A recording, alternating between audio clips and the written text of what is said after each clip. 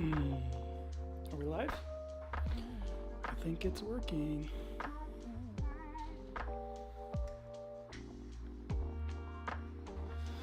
I moved my camera.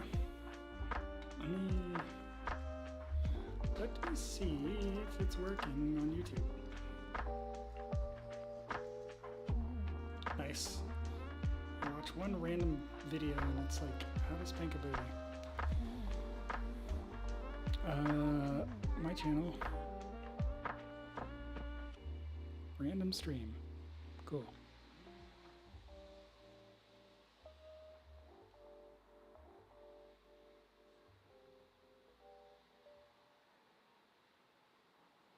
Where's the chat?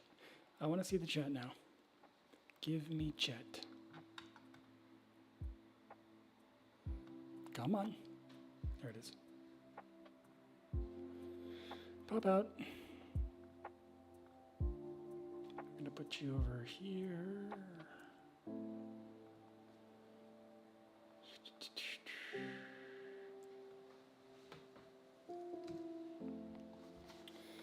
Okay.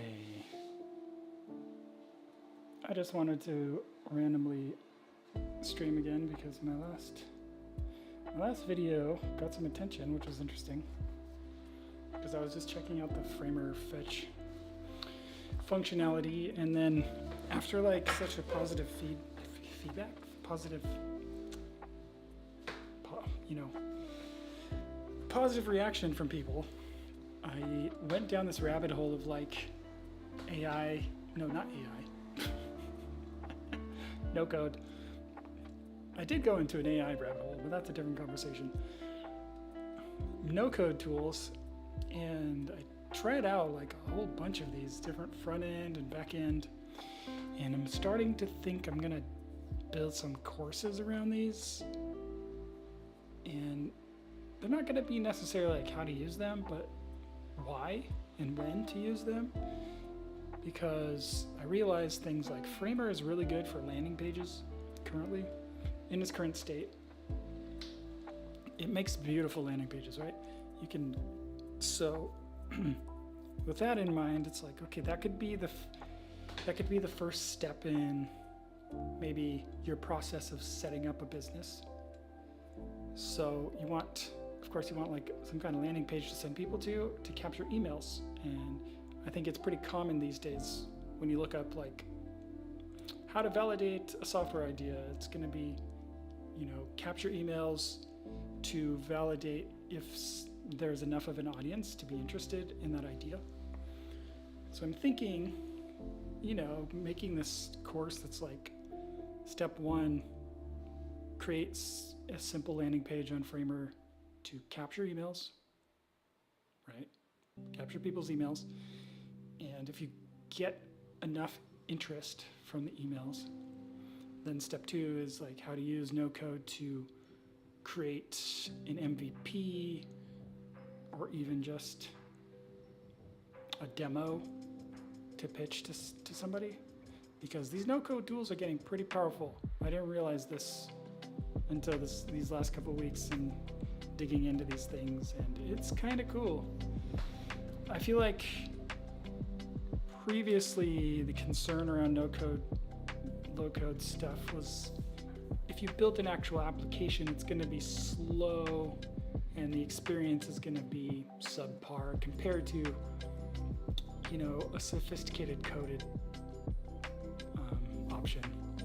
And as somebody who has spent years inside of code bases, I can say that there is probably some truth to that, but I can already see the direction this industry is going, and it's getting pretty awesome in the way that like you could build an MVP with this stuff and it's going to perform well enough.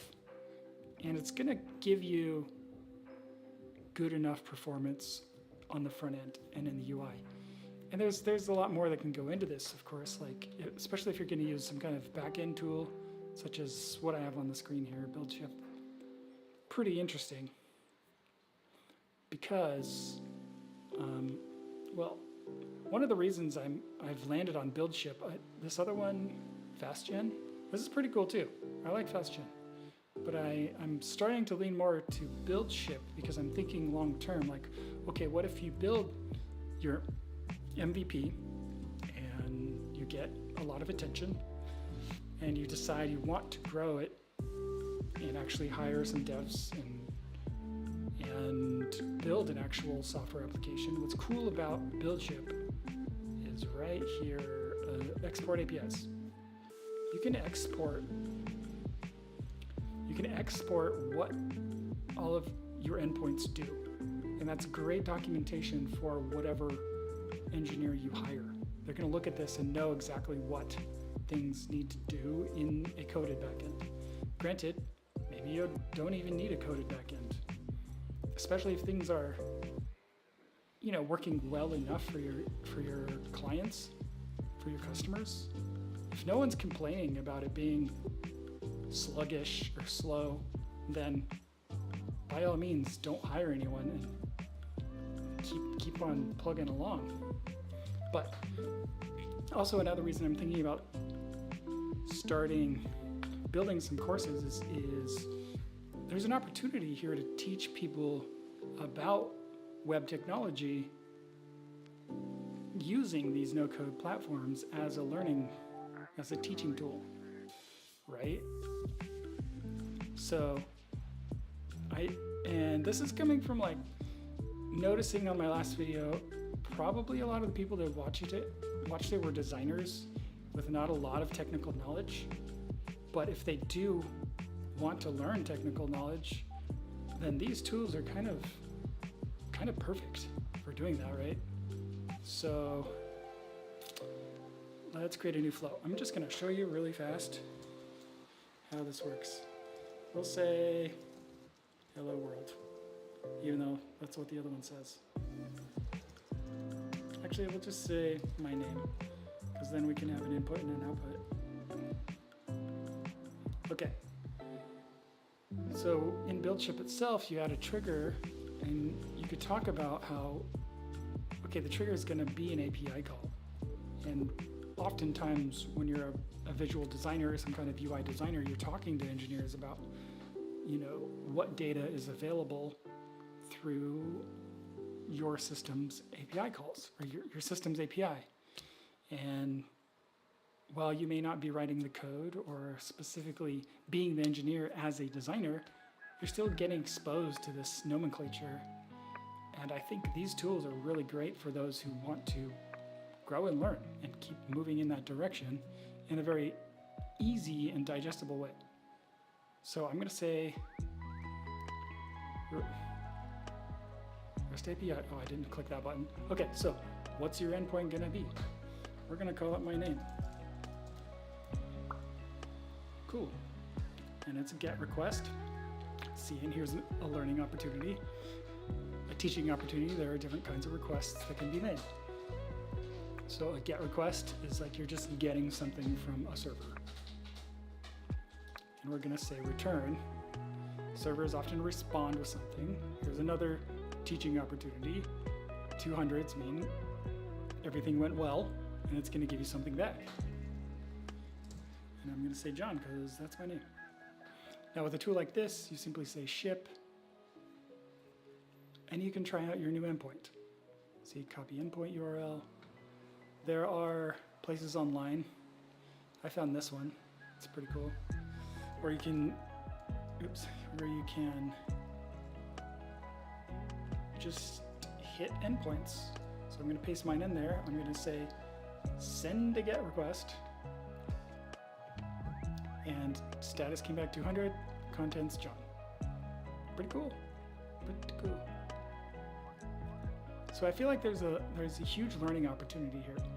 And it goes deeper, of course, because once you start hooking up front-end technologies such as Toddle, which I just stumbled on this week, and I think this one's going to be special. This is different because it's less of a designer interface and it's more of a like UI builder.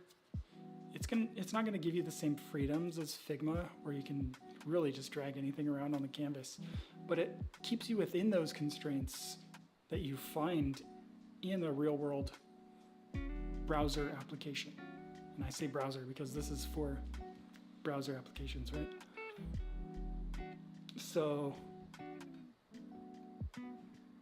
yeah, okay, for example, let's just hook up this button to call that endpoint I just made, my name. Okay, where did we go? We'll put this over here closer.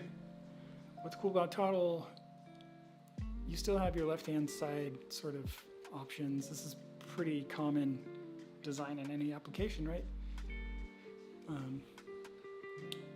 Design affordances, as they call them. You can assume people understand how this works. So on the left-hand side, they have what's called actions. Actions are where you can put in things like my name API. We'll just call it my name. So we can have it do something in code over here. Actually, yeah, we don't even need to use actions though in Toddle. I'm getting ahead of myself because this isn't the actual designed course.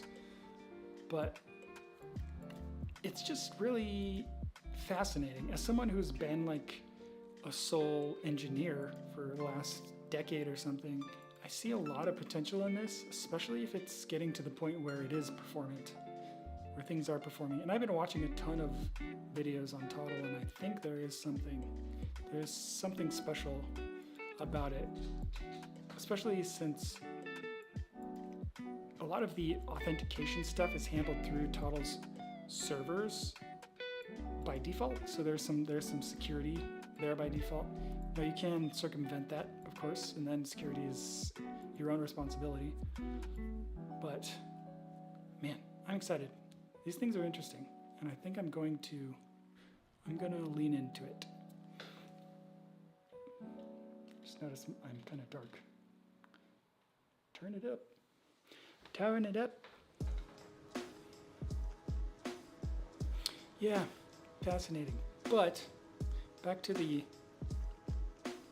topic earlier, thinking about how like Framer itself currently in its current state is great for landing pages, because you can make really beautiful things.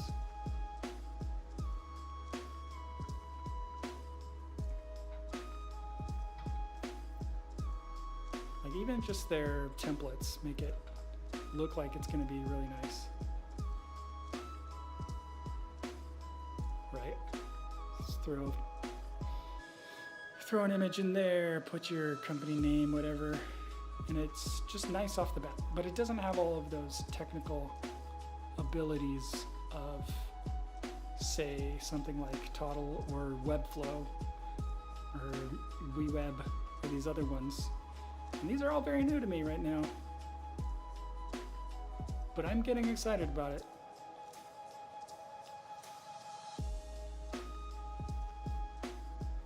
Yeah, since I've been a front-end engineer, I'm very familiar with like things like Sketch and Framer and Figma. Yeah, Figma, that's the big one. And people are looking for alternatives now, I guess, because Figma was bought out. But it's really fascinating, and I guess like other cool things about this are, okay, something unique to Buildship. You can actually edit nodes. So let's say request headers, that comes in with a request from whatever client, usually a browser. But it can be other things since it's a server. But when it makes a request, you get these headers, and those come in first. If you think like the head is the first thing in the body, you can add a header saying authorization label authorization. Let's make them both. So then you can do logic on that header. And I did this earlier. Let's see if I can remember how to even do this again. Was it branching? Yeah, it was branching. So in here you can say environment variables. Off the request, header authorization has to equal something, since we're in JavaScript, something. So this would be the value that's coming in from whatever made the request, say framer, which it could, but there's currently no way to set a header in framer fetch, which is what makes it tricky. I remember they suggest using Cloudflare workers to be the intermediary. So you could, inside your Cloudflare worker, make a request to this API. So it's kind of like jumping. It's like to Cloudflare and then Cloudflare to this server. And in Cloudflare, you can set a header for authorization. But, that's up to you. I don't think that's the best in a large-scale production environment. But for teaching purposes, this is pretty cool. Oh, my music stopped. It's funny how that happens. I don't want the same song. There we go. So this is a simple way to sort of demonstrate and teach security. Well, security is a big word. Let's say specifically authorization on an endpoint. Because like if we set this to be something, right, this will evaluate to true or false, which is a Boolean. So when our request comes through, gets filtered to that code, if it's true, it'll run this direction, because if true, then do something. If false, do something else. So we can say if it's true, we can put a new node in here. And sometimes it's slow. I don't know what's up with that. Don't quite understand that. Something's up with their UI, but maybe it's because I'm in Europe. I don't know. But let's try this out. So if the header coming through matches the string something, we're going to say, we're going to return a value, it worked. Else, we're going to return, come on, slow UI. There we go. We're going to return unauthorized, which is a new code. Another teaching opportunity. Did not work. Okay. Which also means this will never be reached. Since both of these are returning, I can delete that one. Okay. Now, when we go to test, we can put a header in here, authorization, because we created that in the node. And we can call it something. And it might work. Earlier it wasn't working for me. Oh yeah, it works. But if we change this value to something else, it will not work. Yay! Success. How cool is that? And that's just like, it's like web communication 101. Getting used to the way endpoints work and the way,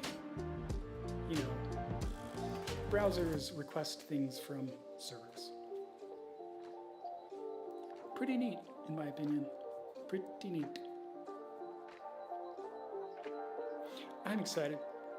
I've already started planning out some ways to teach like web fundamentals to designers, I think. I think that's the angle I'm going to take.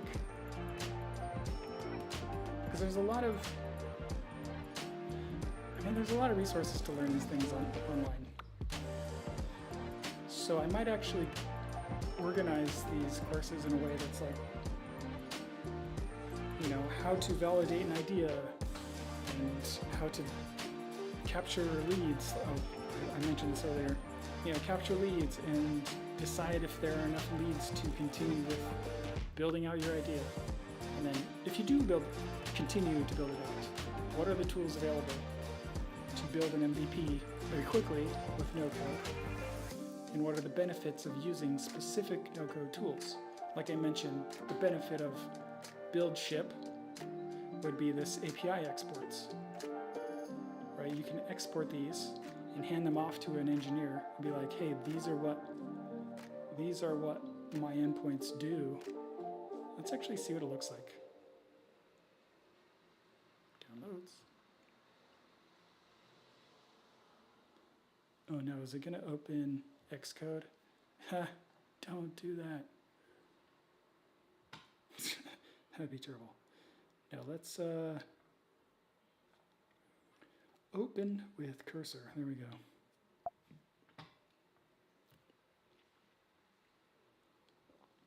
Don't need the stuff.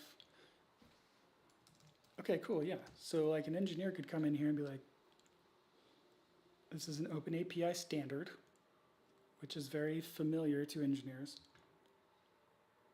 And you can look at the paths and be like, okay, there's my name. On the GET request of my name, it's going to respond with type string, right? And if it's not authorized, type string. We could, of course, fill these out a little more within the actual app, I believe. Daisy UI. I was looking at this. Where did it go? I lost it. There it is.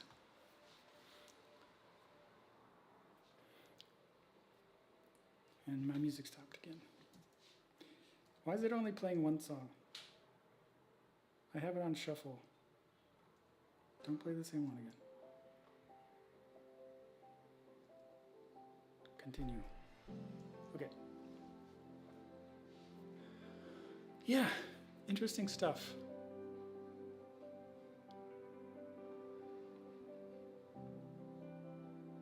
Yeah, okay, description. Is this what ends up in that file? No.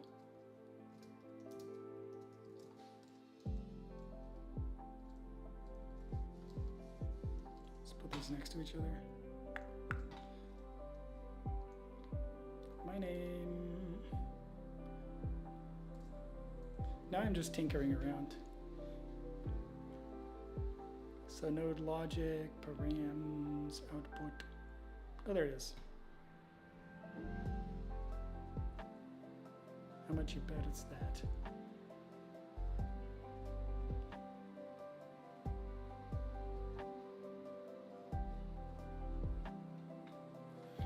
So this endpoint returns a name of a person. Cool. Now I think if we do that export, where is it? We'll do just this one. We can do YAML, why not? Save it again. This is the old one. Let's open the new one.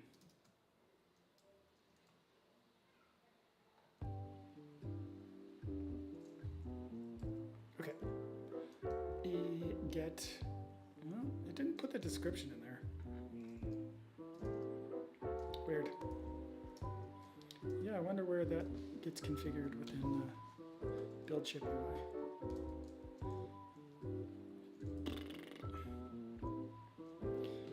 Cool stuff though, because you can also just like, you do all these integrations. Everyone's into AI, so you can put in some kind of, yeah, open AI, put in your API key and then hit the endpoint, have it do some AI stuff, and then return that here. And then use that within Toddle. Okay, anyway, I think I'm done rambling. Interesting, fun stuff. You know, if you watch this, let me know what you think about my ideas. If I should continue like designing out this course.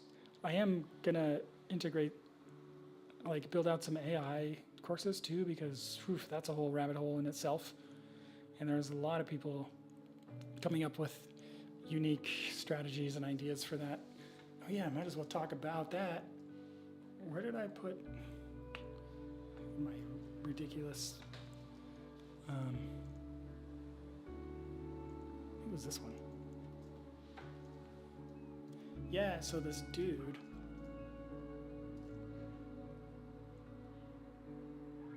okay, apparently I need to sign up to look at it.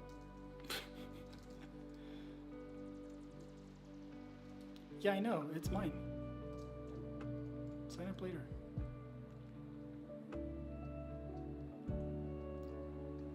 So this guy who runs an AI like development agency put this together. I should really find his video and share it with you. But he breaks down like the way AI is going to replace certain jobs. And it's going to be not totally replaced by AI, it's going to be replaced by a human that can do all these different tasks that were done by multiple people. And that's why I think this is pretty powerful. Things like prospecting lead qualification, like I was just talking about, qualifying leads. So research, finding companies and contacts, data gathering, lead scoring. Yeah, lead scoring, that's kind of related to when I was saying if an idea is valid or not. You can have some kind of AI system do that for you. That way, if you have many ideas, you could potentially, once you have like a system together to build out these ideas, you could quickly build out many different ideas. Yeah, things are getting crazy, but it's exciting. So for example, lead scoring. Let's say you're capturing emails through Framer. I think you can do that, right? They have like form submission API, have your form submit to Buildship, and then within Buildship, I'm totally theorizing. It would be pretty cool. But let's call this capture lead. We'll say it's in an endpoint.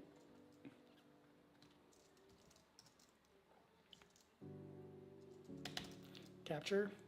So we'll pretend this is coming in from Framer. Maybe I should just try to build this right now. I'm not doing anything else.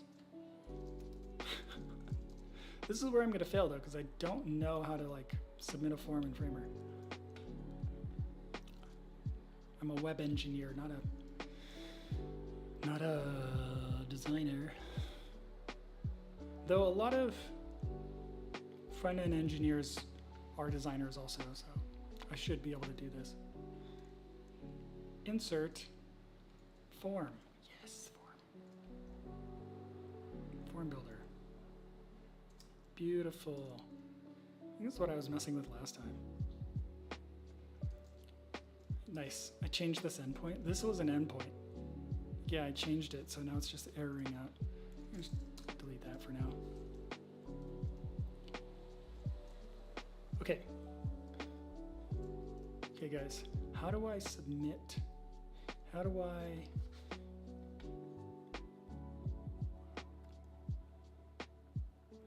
manage the form submit? Send to.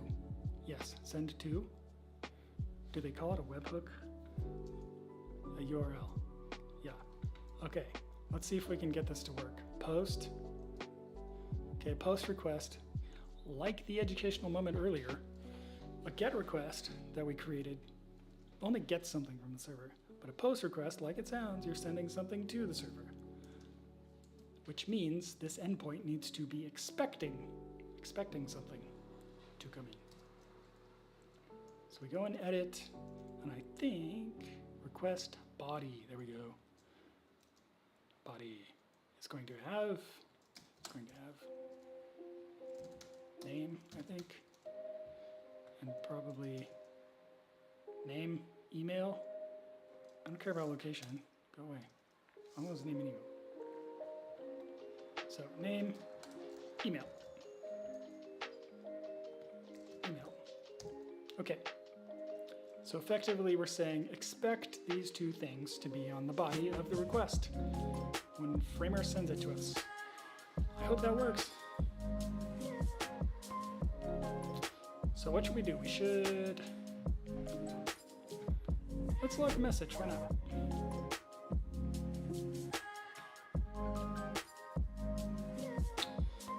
We're gonna say log out the name. Sure. That works. And it's good convention to actually respond to, for your server to respond. Come on, here we go. 200, we don't have to give it anything. We're just gonna say, hey, it worked. All right, we'll say ship. And it's gonna give us the URL. So we can put this URL, where do we put it? Here, webhook, URL, fall back to my email, sure.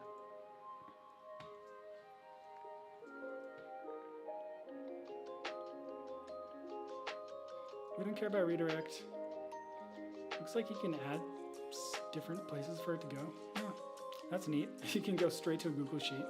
See, there's what, you know, capturing leads would go to, because that's the simplest way to do it. Just put it in a Google Sheet. Let's see, play. I think we can try it this way, right? Thank you. Now in here, we can look at the logs and see if it worked.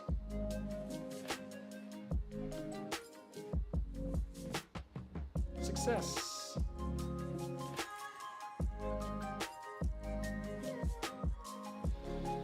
Log message to console. Input undefined. So it didn't totally work, but we got closer,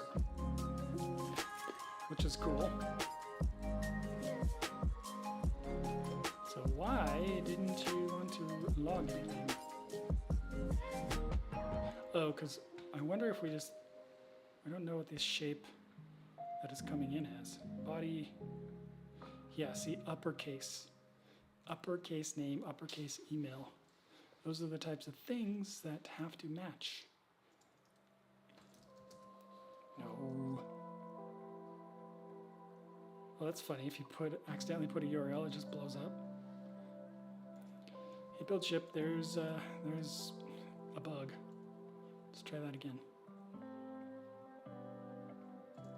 Name. It's just totally broken now. Ha ha ha. Okay.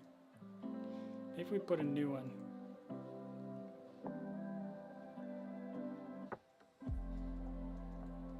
Oh my god. I found a bug. I found a bug, you guys.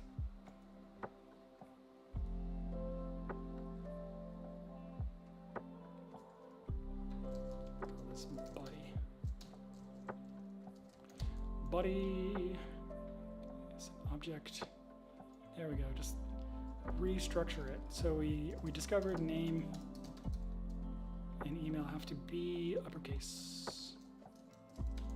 Email. Save.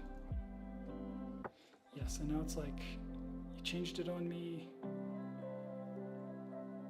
Oh, that's funny. It thinks there's two bodies now. Do I have to? I think I need to redo this entirely because I found a bug. How funny is that? How funny. I'm going to refresh and see if it fixes the bug. Edit. Yeah, because this isn't the built-in body. It's the one I made. Oh, man.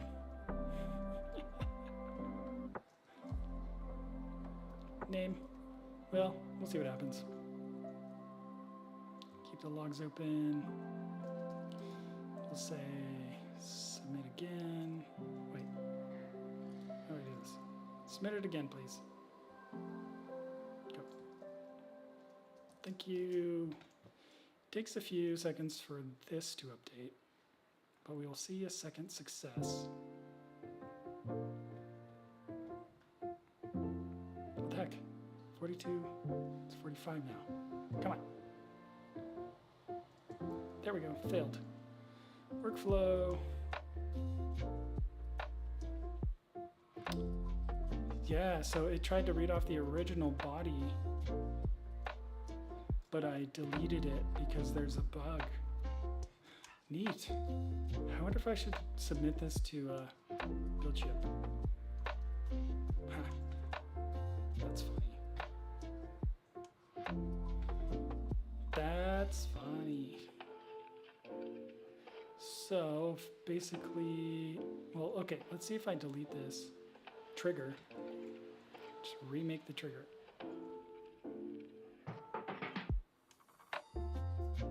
No, I think it cached it.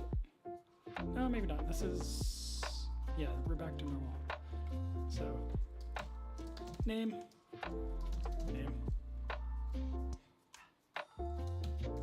Email. Save. Not found. Request. Body. Name. Okay. Ship. I think the endpoint would be the same. Yeah, because I didn't change this. So if we go back here, go back to play, my name, my email, submit. Thank you. Okay, refresh. Takes a while for it to show up in the logs. There it is, success. Log message console. Yay, there it is. It worked. How cool is that? So what does that mean? That means we could add a step. We could add a step to do pretty much anything.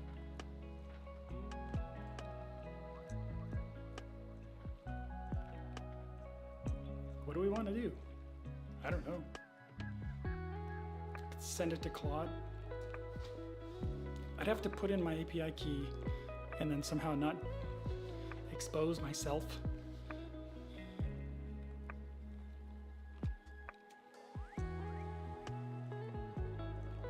Let's try it. So, first of all, I'm going to put this on the other screen so that I can somehow get my API key in there.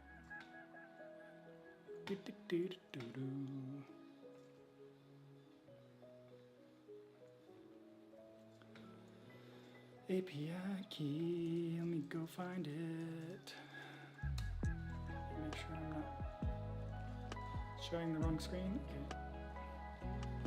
Where's it? Claude, API keys.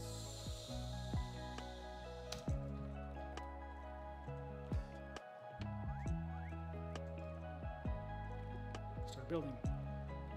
Console. Workbench. No, settings. Okay, here we go. Settings. API keys. Let's create a new one. And we'll call it, what am I using? Buildship? Call this Buildship. Create, copy. Some way to make project-wide secrets, I think. Secret keys, yes, here we go. Add secret key. Call this Claude. Claude. API. Put it in there. Save. Okay.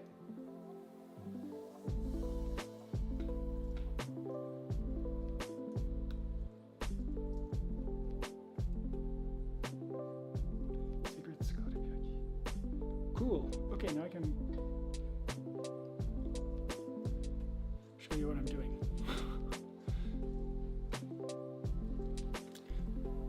So, you can make secrets within Buildship.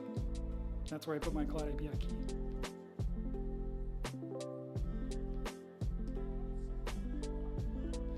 LLM extract URL. Did I put it in the wrong node? Is that not what I want? I want like text or something. I'm not extracting the URL. Yeah, this is the wrong node. Delete. Anthropic text generator, right? Yeah, let's do that.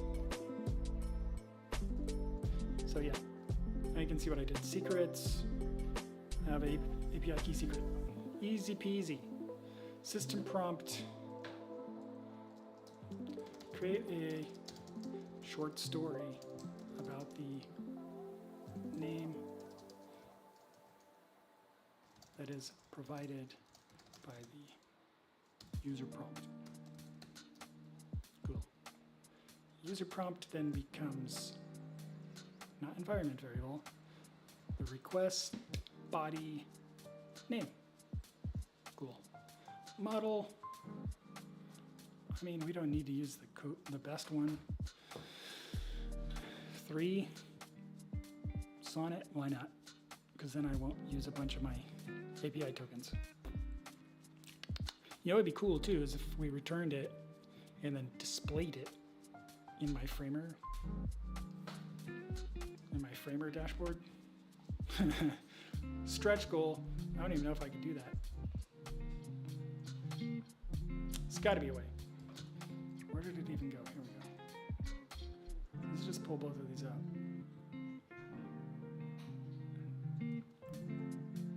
You can go away. You can go here. Okay.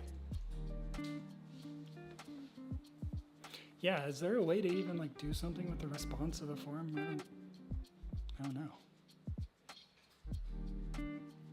You can in Toddle. That's why I'm kind of stoked on Toddle right now.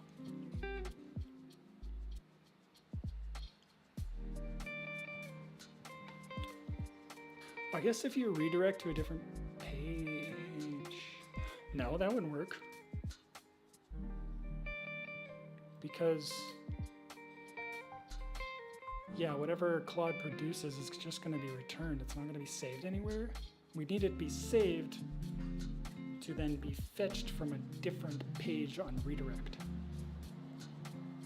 You follow me? If I redirected, you have to like fetch it again. So let's forget about that right now. But what we can do, like earlier, log a message that is going to be the Claude text.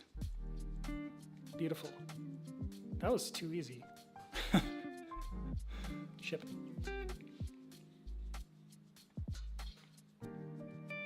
So let's test this again and say, oh, what's the name? Tom.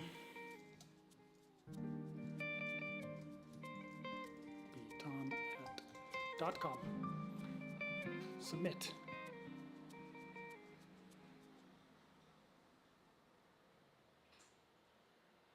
Oh, here's a teachable moment. Why did that take so long? Because I had to go through this whole flow when it doesn't need to, right? We could fork the logic.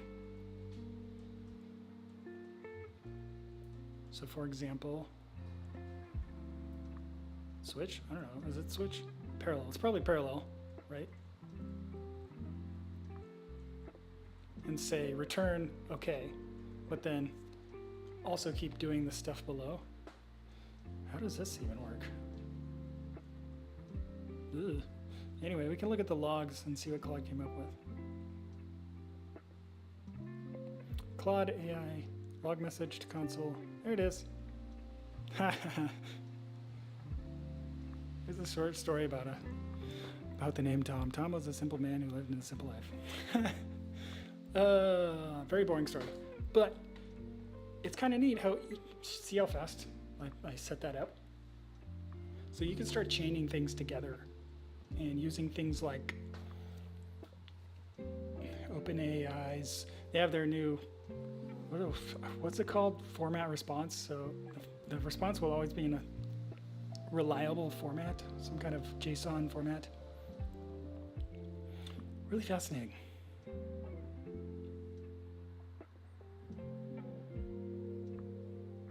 Makes me want to do it on Toddle.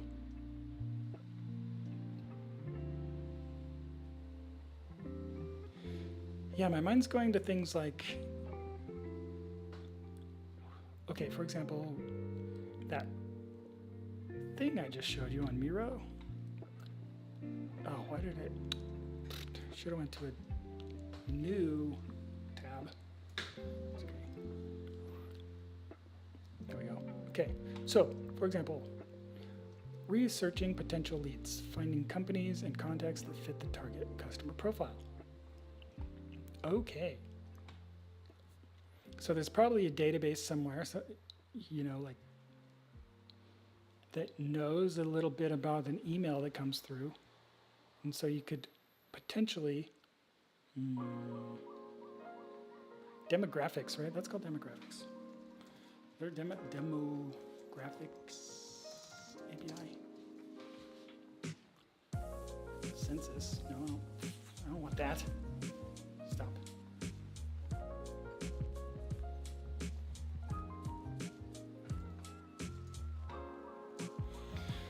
Yeah, I mean, that's, getting into that area of like data privacy. I guess you're not like selling the email, you're just wanting to know about the person that's signing up. I think Facebook probably has a lot of info in that regard, but now we're getting into, a hot topic. People don't like when companies know about them. But if you're in business, the more you get to learn about business, the more you're like, it helps my business to know about people. Like, I don't want to be advertising, a dog, let's say a specific kind of dog food to somebody who doesn't own a dog. And it's kind of easy to extract if someone owns a dog through their social media feed. So why would I waste my advertising dollars on targeting that person? Anyway, yeah, I know, it's a hot topic. Fascinating. So how could we do things like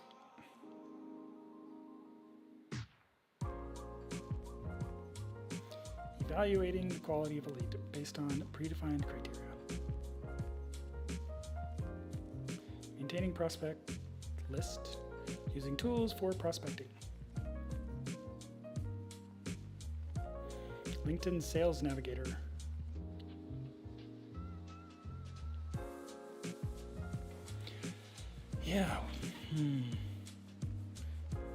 getting into a tricky place when you want to find out information on an email.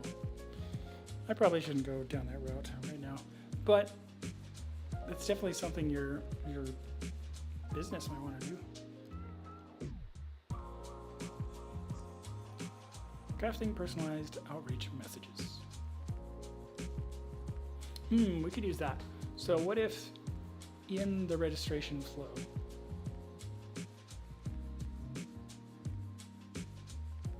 here's an interesting one that my mind is going to. What if we had a field? If we had a field, how do I add a field?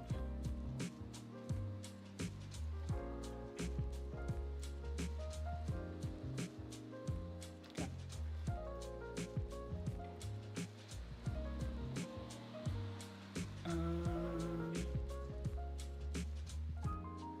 No, we don't want that. Layers, label. Insert text field? No, what is all this noise?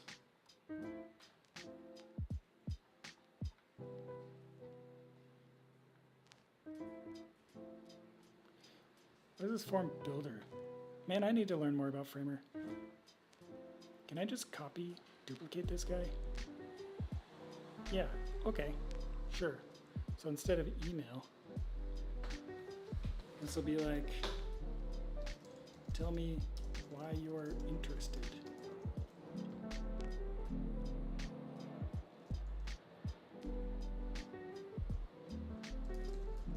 Tell me why you are interested in my product. And then this input type is not email, text area. Yeah, there we go. Placeholder. Tell me why you are interested in my dog food. Let me change this to this question. Okay, name, interest. So now when we submit this, there's going to be an interest field, so we need to expect that.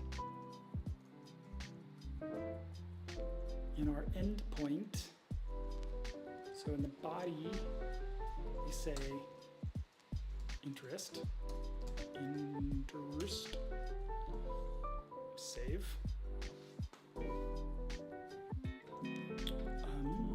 We don't really need to be logging out the name anymore, huh? That was just for testing purposes. Parallelism would be cool to figure out. I want to do that. Should I just do that now?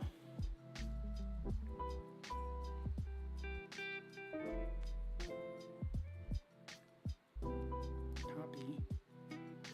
Add node. Paste. Ooh, yeah, this is it.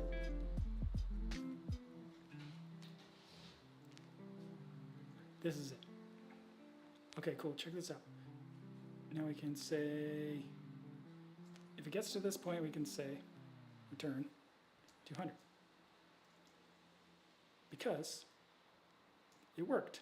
But we don't want the user to have to wait on the response of this, because we're not using it in the response of the form. So it'll immediately return 200, all is good. The user will see that happy message that's like, thank you.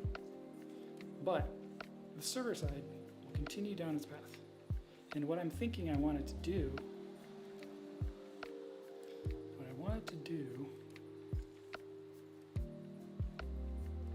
I wonder why this is here.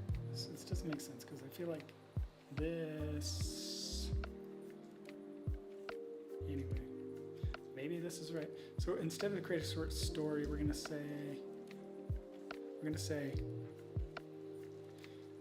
evaluate if this, if this message, I want a bigger text box. Cool. We're gonna say the user prompt text is from a form submission. We're using the submitted text to test if the user is both a human and has valid interest in our product.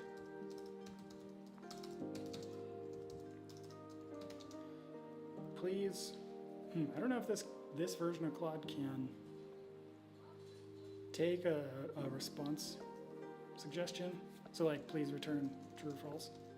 But I guess we'll find out. So effectively what I'm doing is like, I wanted to evaluate the interest text box and see, okay, is this a bot or is this a real person showing real interest? Yeah. And then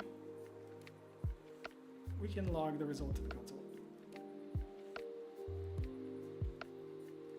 which is that Claude generation. We don't want it to run again and use up my API. And we don't want this, and this will never be reached. So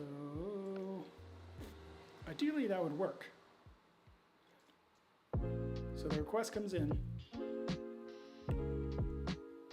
We automatically say thanks. We respond with thank you. But it continues on to Claude. And Claude looks at the interest text and says, is this a real person? Do they have real interest in my dog food product? I should put dog food product because that's funny. Valid interest in our dog food product. All right. This is fun. We're having fun.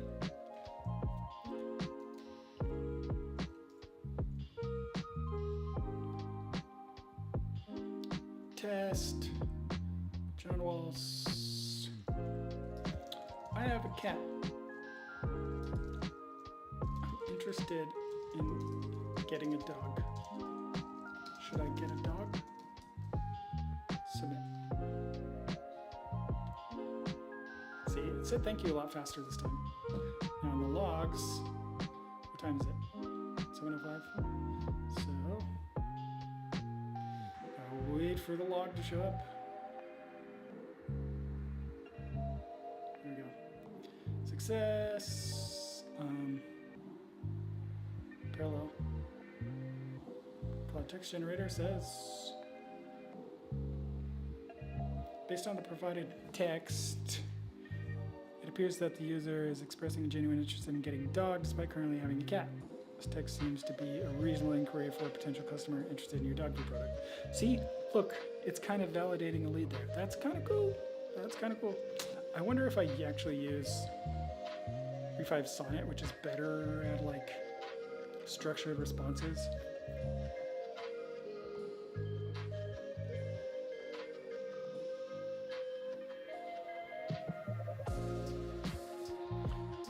Let's see what it says. Actually, I think it's OpenAI that's good at structured responses. Let's do the same thing. So put that in there. Do submit.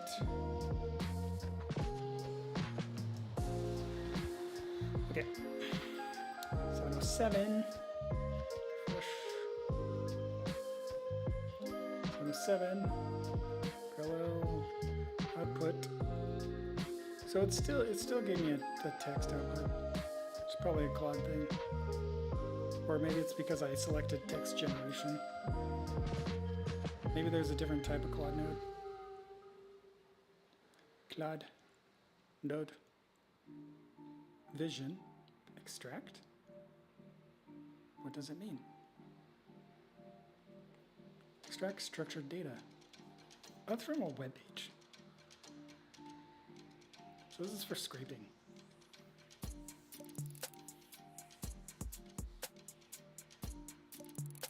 No, that's not what I want.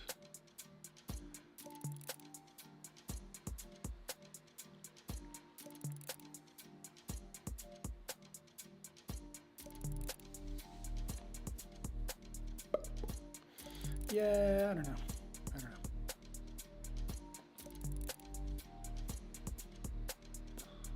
Pretty neat though. Audio.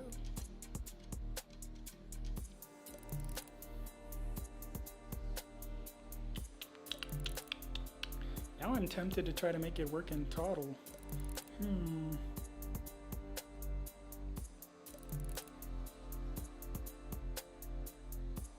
Man, I'm such a tinkerer. That's why I need to make these courses, because I mess with so much stuff all the time. I was figuring out how to like train an AI model the other day, which is a lot of work.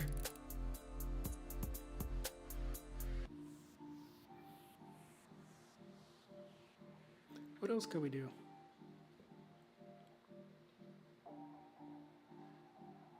Engaging on social media, interacting with leads on platforms like LinkedIn. Cold calling. Oh yeah, somebody had mentioned they started an agency that's using AI to cold call people. That's gonna piss a lot of people off. You can see that coming from a mile away. Especially like if you get halfway through the conversation and realize it's an AI voice, because they're getting so realistic. Weird. But it could work. I mean, if you're making money, why not?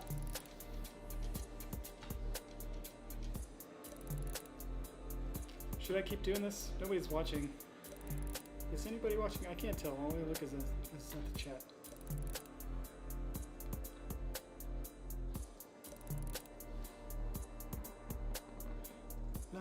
Chat.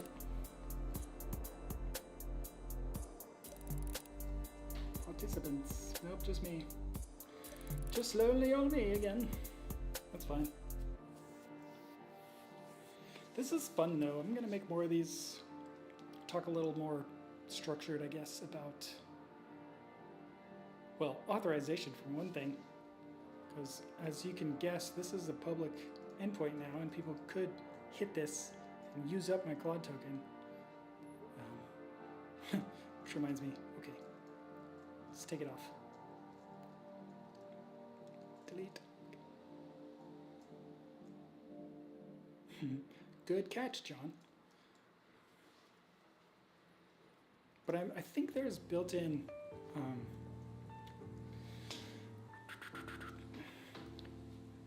so much for knowing web. You know, when people make a lot of requests and the server says too many requests.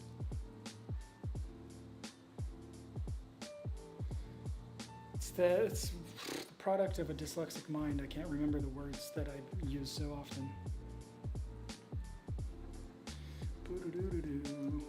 I realized I could also be using normal music because I'm not monetizing. So it doesn't matter. I think that's how it works on YouTube. I'm not monetizing anything, so I could listen to real music.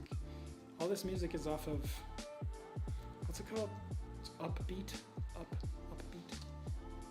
Yeah, this website. Which is like pretty alright. It's good enough. It's good enough to talk over.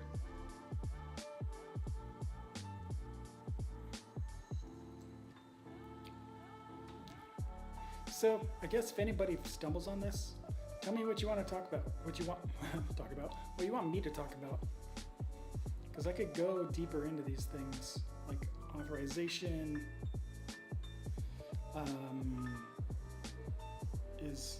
It's really as simple as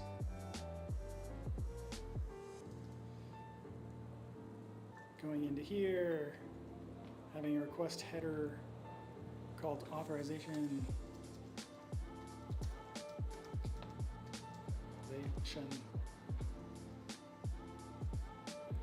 And then saying if that, I did this earlier, didn't I?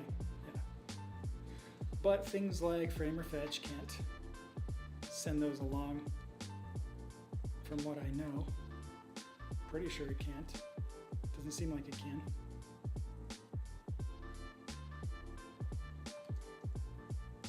But things like Toddle can. And from one of the videos I was watching, it actually handles, I said this earlier, yeah, it handles the auth on the Toddle server. So you're not exposing anything to your front end that malicious actors could steal.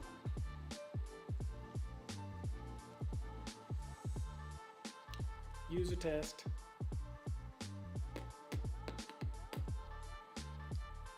Let's see if we can, yeah, I might try to set up auth right now, maybe.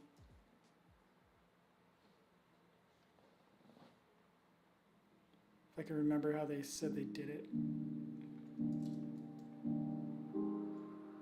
And I know if you're familiar with frame or fetch, you're looking at this like, this looks ugly as crap. Yes, I know. I don't know anything about how to actually make things look nice in here, but the Toddle.dev, Toddle, like this website was built with Toddle.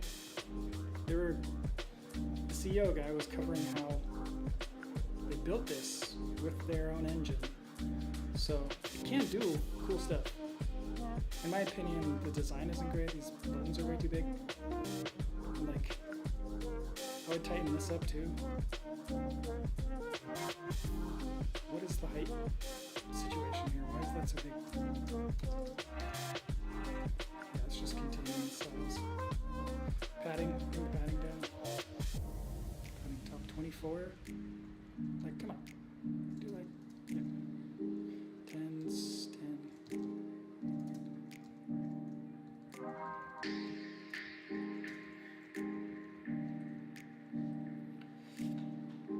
No, crap. And then I lose it. I was just going to try to resize this guy.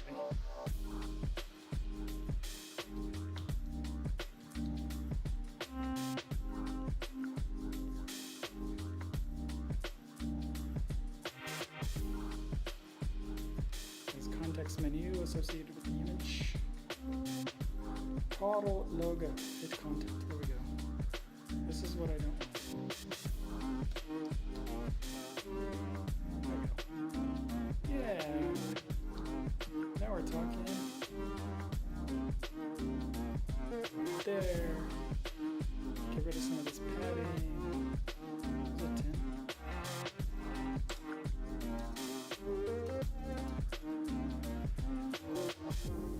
Yeah.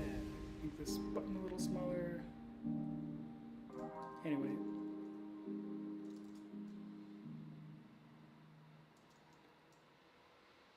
I think making the button smaller would help.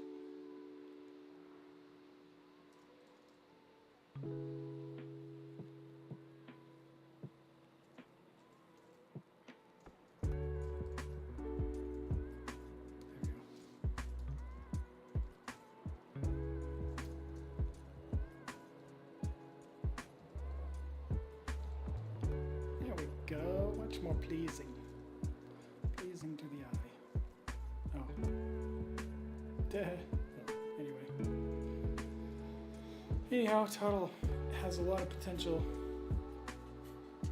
What was I saying I was going to do? I'm going to make this button. Oh yeah, go through an auth API. Okay, I'm remembering.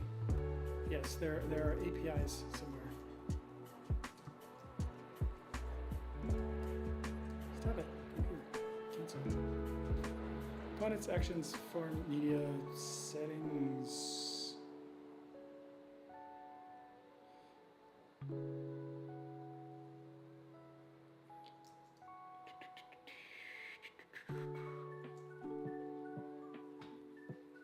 There it is. APIs. You have to like click off the canvas and it shows up on this side. Which is kind of funny. But let's try our newly minted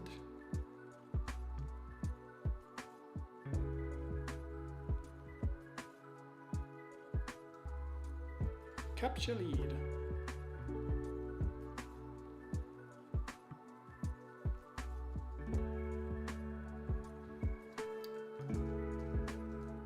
Put it in here.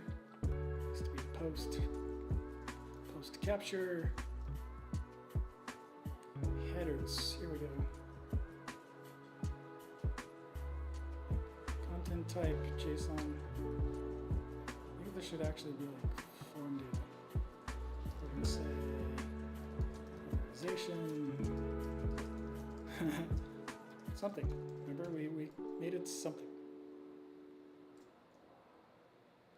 Okay, this is a common practice. Common, what's that called? Common words. Dyslexic words. You know, when people do the common thing. Convention. Haha, bearer. You'll have convention of bearer before your access token. So that's all wrapped up in this string that gets sent with the header. Okay, body. Here is, this is where we need things. It's like a custom body. Interesting.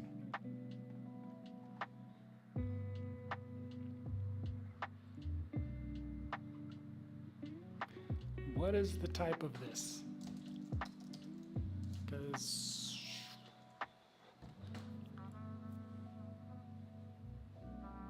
I wonder if I change this to form data or something. Whoops. Oh God, what did I do?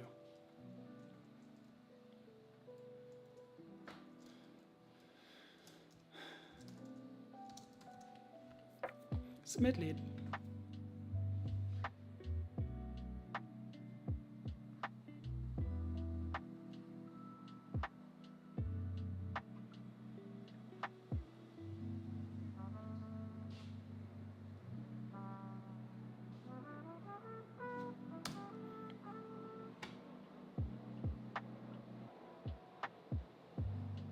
This is confusing. Why is it just an empty text box?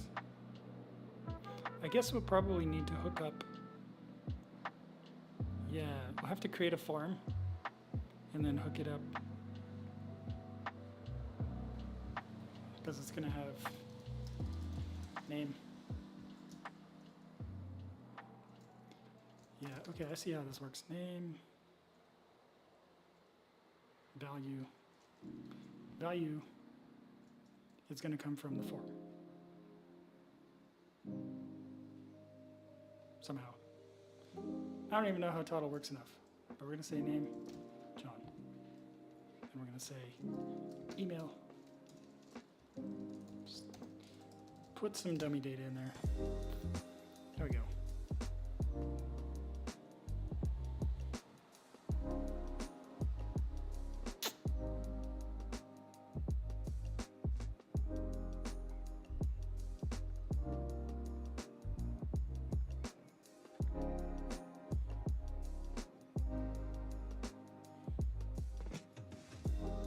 Let's call it good.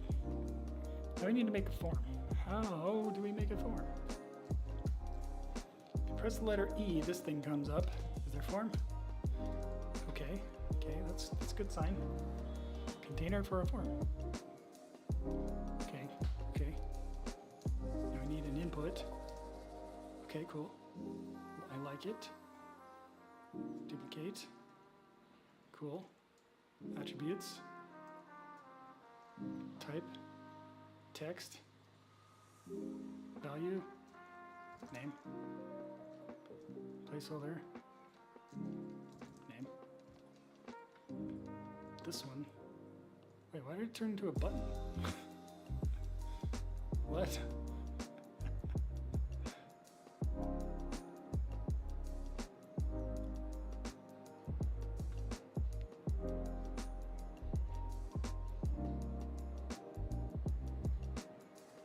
That was weird.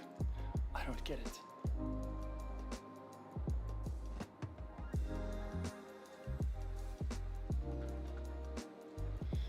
Why does that look like a button? That's weird, but okay.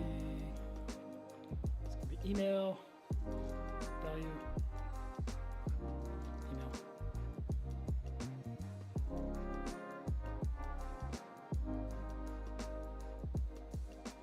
We want the button down here, right? Not inside the input.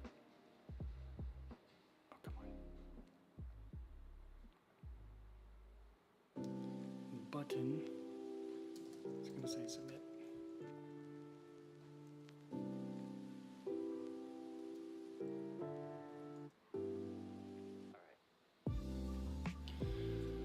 Okay, how do we hook into the form submit? Guys.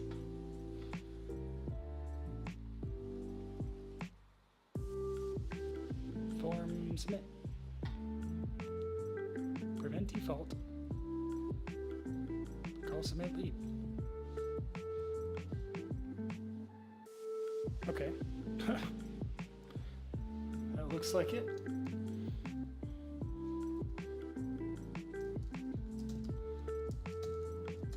Oh, we didn't give it like... I don't think this is gonna work. How do we even tell?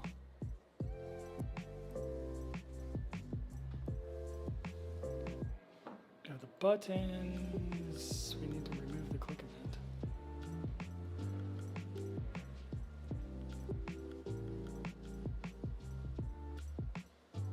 Yeah, because the button